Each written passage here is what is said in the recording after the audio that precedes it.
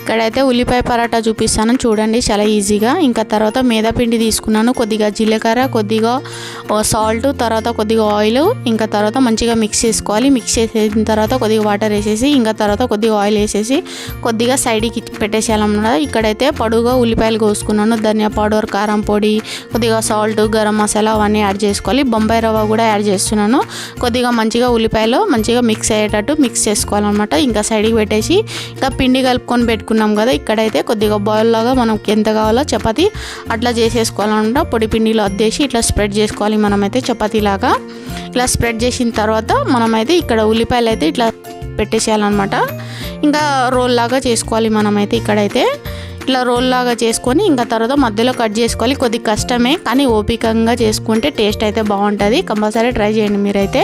ఇలా చేసిన తర్వాత కొద్దిగా పొడి పిండి చల్లేసి ఇక కొద్దిగా లైట్గా స్ప్రెడ్ చేస్తే సరిపోతుంది. ఇంకా తర్వాత పెనం మీద పెట్టేసి ఇంకా తర్వాత ఆయిల్తో కాల్చుకుంటే బాగుంటుంది అనమాట. ఇలా బాగుంటుంది. ఇంకా తర్వాత కొద్దిగా కెచప్తో కూడా సర్వ్ చేసుకోవచ్చు.